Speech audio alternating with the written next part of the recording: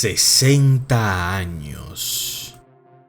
60 años desde que se estrenó la primera película de James Bond, el 5 de octubre de 1962. ¿Tienen idea de cuánto tiempo es eso? Estamos hablando de una saga que literalmente es más antigua que Star Wars y Viaje a las Estrellas. Una saga que a pesar de todo el tiempo que ha transcurrido sigue siendo vigente y causando un gran impacto. Y por supuesto, dejando mucho dinero. Dicen que después de James Bond, el mundo jamás fue el mismo. Pero ¿qué fue lo que hizo esta película y sus continuaciones que causaron un impacto tan grande en la cultura popular? ¿Por qué James Bond cambió el cine? Creo que el primer factor al que le podemos contribuir este gran impacto es precisamente el mismo protagonista, James Bond, agente 007.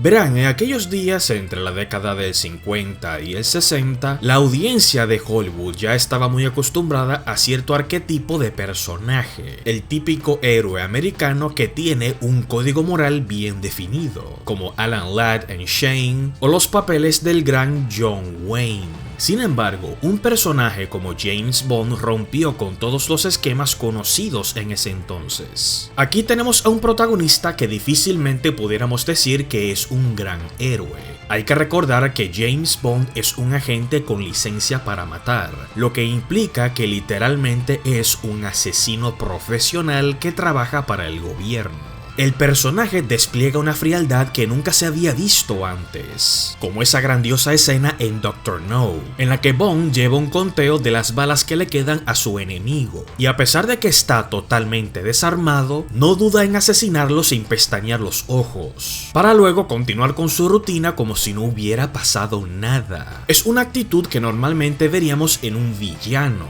pero difícilmente en un personaje que podamos identificar como un héroe. Lo que nos dice que con James Bond tuvimos el primer esbozo de lo que pudiera ser un antihéroe para el cine popular.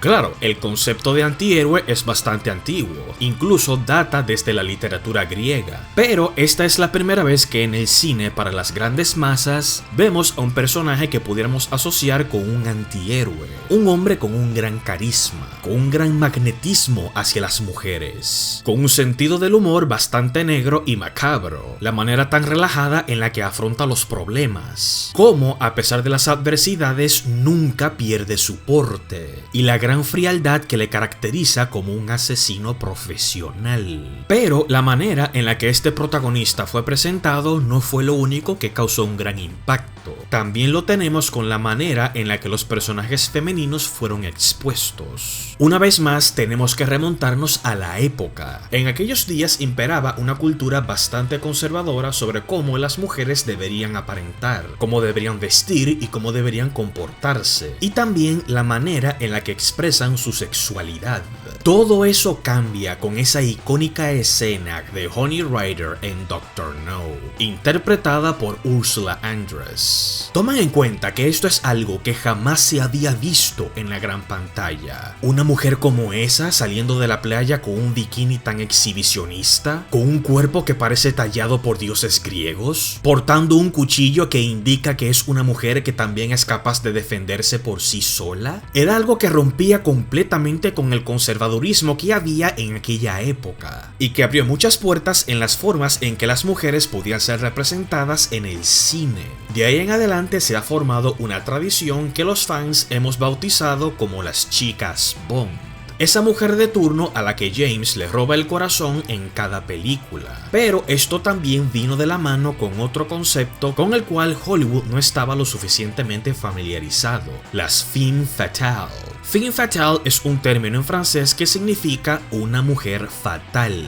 Es un tipo de personaje femenino, normalmente una villana, que puede utilizar atributos como su sexualidad para cautivar, hipnotizar o engañar al protagonista. Normalmente en muchas películas de Hollywood se suelen ir a uno de los dos extremos. O representamos a la chica como una mujer inservible que no es más que una damisela en apuros, o una villana que resulta ser un peligro letal para los hombres. Las películas de James Bond encontraron el balance perfecto, haciendo que este tipo de personajes femeninos coexistieran en una misma película, teniendo a villanas o femme fatales que son tan seductoras y atrayentes como la misma chica Bond, y a veces hasta mucho más. Pero el impacto que causó esta saga no fue solamente en la manera en que los personajes fueron representados, sino también que hubo un gran cambio en el cine de espionaje. Por supuesto, esto en gran medida se remonta a la literatura, con los aportes que le hizo el autor Ian Fleming al género. Verán, las novelas de espionaje técnicamente son un subgénero de los thrillers o de las novelas policiales. Historias donde normalmente hay un misterio que desenmascarar, una investigación que realizar o una misión que se tiene que cumplir. Son historias que suelen jugar con conceptos como la confianza, la traición,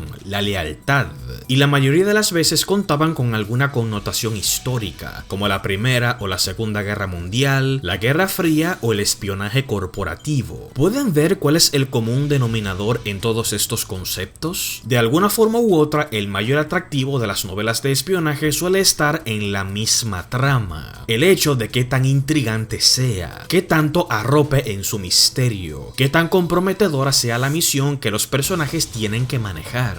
Sin embargo, después de haber servido en la Segunda Guerra Mundial, Ian Fleming se propuso crear una serie de novelas que cambiarían el género de espionaje para siempre. Lo fascinante de las historias de James Bond es que, a pesar de contar con excelentes historias, el mayor atractivo de las novelas y como consecuencia de las películas no era la trama en sí, sino el mismo protagonista, que es James Bond.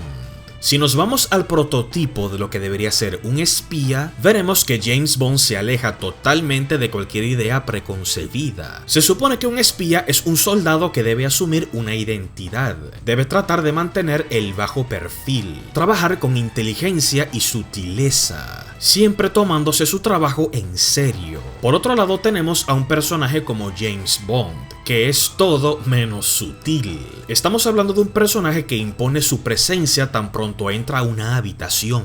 El mero hecho de tenerlo en pantalla llama la atención, debido a su carisma y a la personalidad tan magnética que tiene. Muchas veces no se toma su trabajo demasiado en serio, y en muchas ocasiones pudiéramos decir que hasta lo disfruta. Las mismas historias de James Bond cada vez se sintieron menos como thrillers políticos, y más como grandes aventuras, situaciones exageradas y villanos con cualidades extravagantes. En cierta forma, las novelas y las películas de James Bond de por sí son una exageración de lo que el concepto de una historia de espionaje debería ser. Si nos vamos a las comparaciones, James Bond es para el género de espionaje lo que una cinta de superhéroes sería para una película de acción. Y eso está bien. De ahí en adelante han sido incontables las sagas que de alguna forma u otra se han inspirado en la fórmula de James Bond, sea homenajeándola o incluso parodiándola. Por Dios, hasta las películas de Misión Imposible han sabido encontrar algún tipo de inspiración en la saga de 007. Claro, a medida que fuimos avanzando de la era de Sean Connery y George Lazenby a la era de Roger Moore, las cintas de 007 se fueron tornando cada vez más espectaculares, dando un gran salto a lo que hoy conocemos como un gran blockbuster. Si hoy día el mercado está siendo dominado por el universo Marvel, entre los 60 y los 70 el gran rey de todo era James Bond.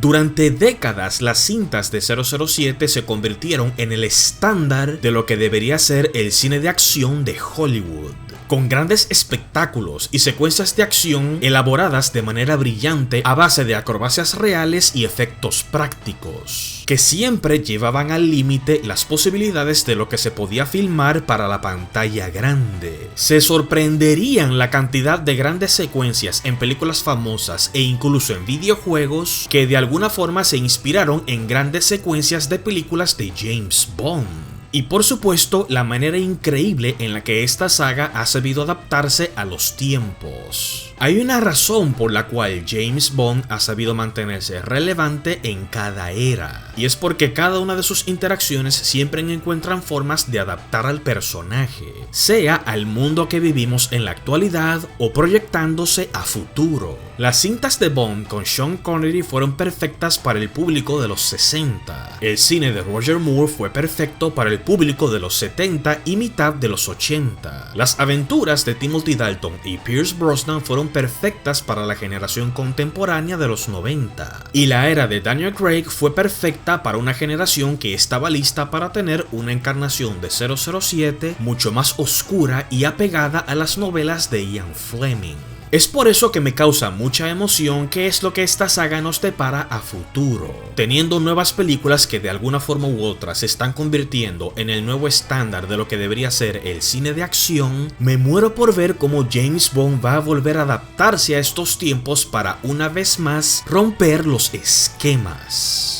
Con un personaje que rompió todos los moldes, la exposición de personajes femeninos que nunca se habían visto antes, la manera en la que el cine de espionaje y como consecuencia el cine de acción se vieron obligadas a evolucionar viéndose inspiradas en James Bond, y la manera brillante en la que la saga siempre ha sabido adaptarse a cada una de las generaciones. Esto es lo que ha hecho que James Bond no solamente se mantenga relevante para hoy y para siempre, sino que indudablemente nuestro espía inmortal cambió el cine.